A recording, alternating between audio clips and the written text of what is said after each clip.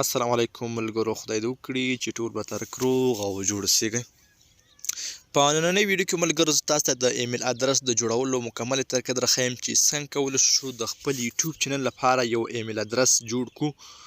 نو ډیری دوستانو موږ ته میسج کولی چې د یوټیوب چینل د جوړونې مکمل کورس که چېرته شروع کړي، نو نن هم زه تاسو ته دغه کورس شروع کوم. له ایمیل ادرس څخه تر ویریفای کول، همدارنګه یوټیوب چینل مکمل کورس په انشاءالله زه تاسو ته په همدې چینل کې اپلوډ کوم.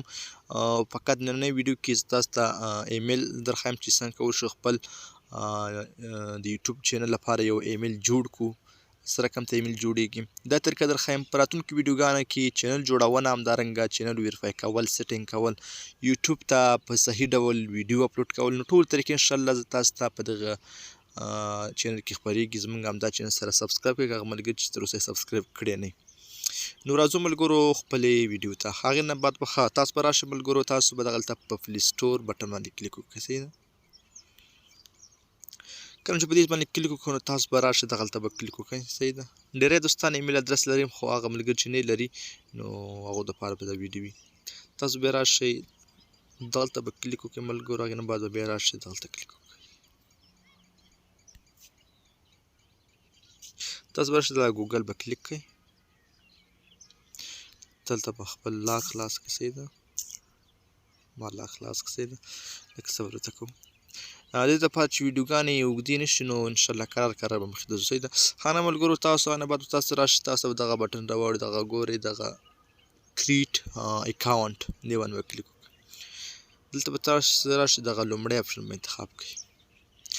دلته به تاسې دوستانو خپل نوم ورکړئ، دلته به خپل تخلص ورکړئ. زه راځم یو نوم او تخلص ورکوم، ویډیو سکیپ کوم. دغه دوستان ما ورکړه خاکسار خان. صحیح ده؟ بیا به یې نیکسټ کوئ. دلته به د خپل د پیدایش نیټه ورکړئ. هغه دوستان چې کم عمره دي او 14 یا 18 کاله عمر لري نو باید تاسې د چینل جوړولو په برخه کې تاسې باید ځان دپاره 18 کاله عمر انتخاب کړئ. نو دلته به تاسې ځان دپاره پیدایش نیټه ورکړئ. زه راځم فبروري 10 تاریخ 1999 کې زه پیدا شوم. صحیح؟ دلته به راشئ میل به انتخاب کړئ. دلته راشئ تاسو نیکسټ بټن به کلیک کړئ. دلته چې کلیک کړئ نو دلته به ځان دپاره یو ایمیل ادرس انتخاب کړئ، هر یو چې زه راځم یو دانه ورکوم. ما ځان دپاره انتخاب کړو خاکسار 0039. صحیح؟ بیا به نیکسټ بټن کلیک کړو. دا نه اخلي نو تاسو به یو نوم ورکړئ، که چېرته وای نغسته نو تاسو دلته بیا لاندې هغه سټیپونه درکوي. زه درښیم ملګرو دا دې نه بیا انتخابوئ. دلته به تاسو دپاره خپل هغه ایمیل ادرس دغه درکوي اپشن. صحیح ده؟ زه راځم یو دانه انتخابوم خاکسار کې 109 ماته انتخاب کړئ. نه بعد راځم نیکسټ بټن وهم. دلته په ملګرو تاسو خپل یو پاسورډ ورکړئ. زه راځم یو پاسورډ ورکړم. نو ملګرو ما پاسورډ ورکړ، تاسو کتلی شئ. نه بعد تاسو بیا راشئ دغلته نیکسټ بټن باندې به بیا کلیک کړئ. لږ صبر ورته کوو. نو ملګرو تر ټولو مهم ځای دغه دی. صحیح ده؟ دلته باید تاسې هغه خپل موبایل شمیره ورکړئ چې تاسو سره خوښئ یا ستاسو په نوم باندې ثبت وي. امکان دی ولې تاسو نه دا شمیره ورکه شي نو په راتلونکي کې بیا یې بېرته راایستلی شئ.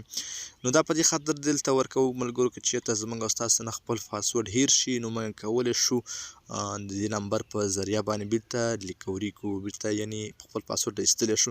دلته به تاسو خپل نمبر ورکړئ، یعنې بعد به بیا راشئ په نیکسټ بټن باندې به کلیک وکړئ. کله چې نیکسټ ووهل نو بیا به تاسو بیا نیکسټ بټن ووهئ ملګرو.